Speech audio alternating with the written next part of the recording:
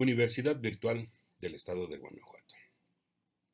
Alumno Ángel Cano Galván, matrícula 22010471. Reto: evaluación final por parte del asesor organizacional. Módulo: prácticas profesionales, estadías profesionales, de la licenciatura en Derecho. Asesor: maestro Alfredo Chávez Aguado. Introducción. En la mayoría de las organizaciones o instituciones existe un desconocimiento total de lo que es un sindicato. Asimismo, y a pesar de que está normado en nuestra legislación desde la Carta Magna, es menester que difundamos más lo que es y representa el sindicato, con la finalidad de que tanto empleadores como trabajadores nos involucremos de manera más asertiva en su funcionamiento o práctica en pro de la buena convivencia de las partes. Pues recordemos que un trabajador motivado se convierte en un elemento comprometido, eficaz y eficiente para el logro de los objetivos a corto, mediano y largo plazo, que son establecidos por la empresa o bien por la institución. Problemática.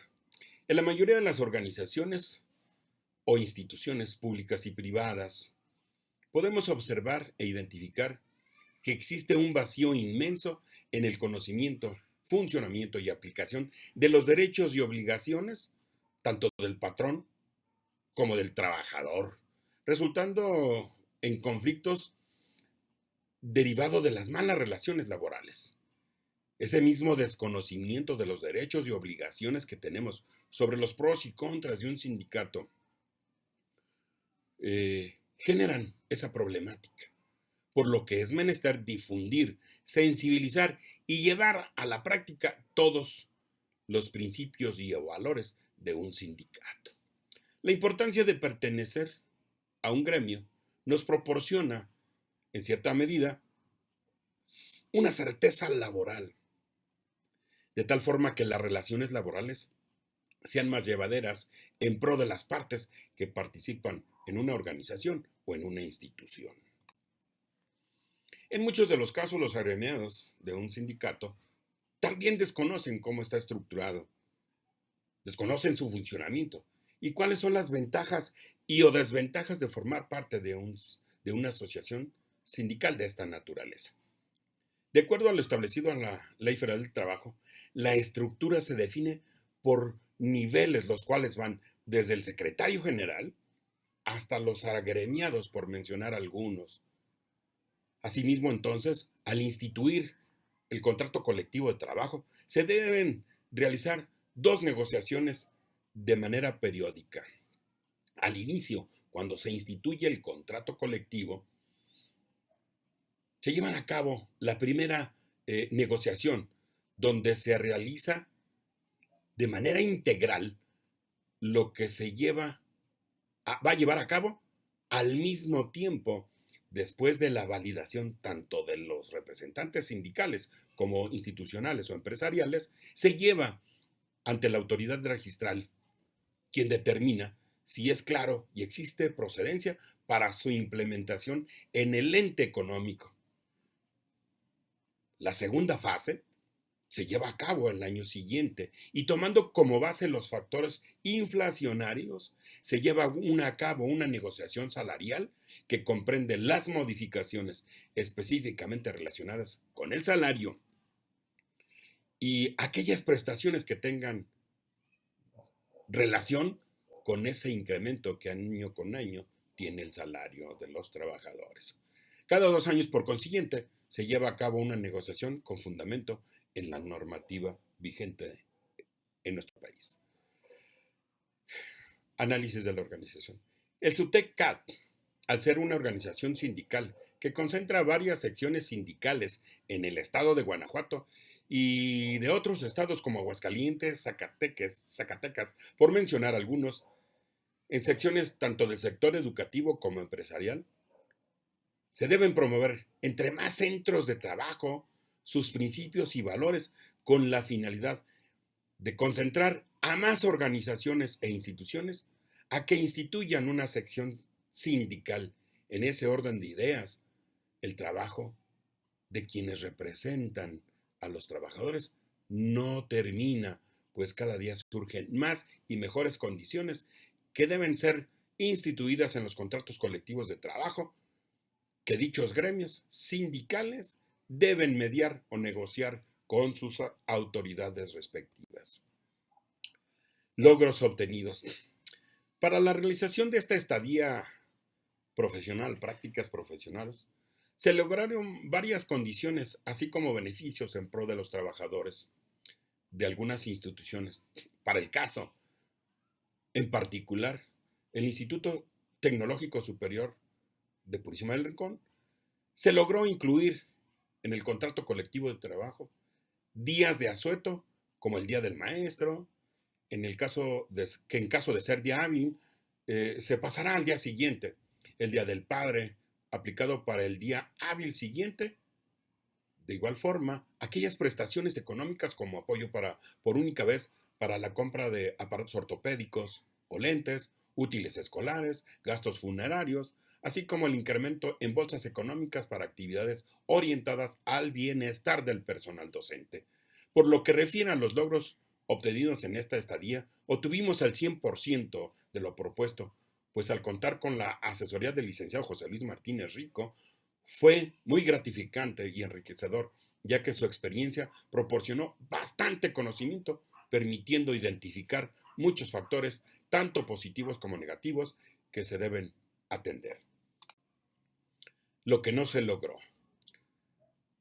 Por la consiguiente movilidad, tanto de los tiempos como de la rotación docente, que no es generada por conflictos entre el patrón y el trabajador, sino porque estos primero encuentran un centro laboral más cercano a su lugar de radicación, generando a nuestra o a esta institución y otras organizaciones una rotación natural, por lo que éstas tienen la necesidad de cubrir esas plazas a través de vacantes, promociones internas o bien convocatorias externas, donde se evalúan en ambos casos a los aspirantes a cada puesto para la contratación más objetiva del docente que se quedará con el puesto en concurso.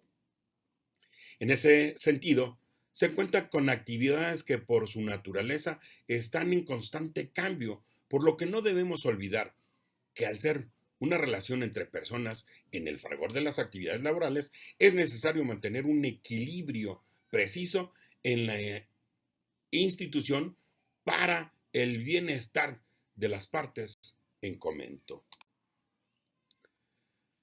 Recomendaciones para continuar con el proyecto o mantenerlo. La realización de esta estadía profesional permite que el alumnado se vincule de manera precisa con su campo de acción laboral. En ese sentido, la interacción con profesionales del ámbito del derecho y muy en particular con los especialistas en el derecho laboral dejan en claro la importancia y trascendencia que revisten las relaciones laborales y sobre todo esa trascendencia que se debe aplicar en el desempeño de la profesión. Es innegable que la difusión de las leyes que benefician a los trabajadores es básico para, pues, ellos tienen un desconocimiento total de las normas que los protegen al ser subordinados de un patrón. También debemos recordar que éste tiene obligaciones que la misma norma señala. Desde un punto de vista muy personal, el hecho de que se apliquen las normativas de manera adecuada mantiene un equilibrio o el status quo de las relaciones obrero-patronales. Sin embargo, tanto patrones como trabajadores, en la mayoría de los casos, pretenden tener la razón, cuando la legislación aplicable a esta relación es clara y precisa. Revisar otros contratos colectivos de instituciones o organizaciones que cuenten con un gremio sindical en base a la Ley Federal del Trabajo permite verificar las condiciones en que sus agremiados laboran y proponer una homologación de estas en pro de los trabajadores, implementar otras actividades de salud, psicológicas y físicas en beneficio de los mismos y hasta de su misma familia. De igual forma, realizar propuestas de manera continua que vinculen no solo al personal, sino a los integrantes de la familia a la que ellas pertenecen y tengan una mejor condición, ya que esto motiva al trabajador y por ende a sus familiares. Los beneficios sociales y conclusiones. Para las organizaciones e instituciones, y en particular para los trabajadores o colaboradores que participan con su labor en ellas, es necesario e innegable el acompañamiento del patrón o jefe inmediato que genera ese nivel de compromiso entre las partes en pro de los objetivos de estas, ocasionando así las condiciones más apropiadas por las partes. Así, un trabajador o un colaborador estará motivado y se compromete con su trabajo e impulsa a los demás a fomentar la pertenencia en la organización o en la institución.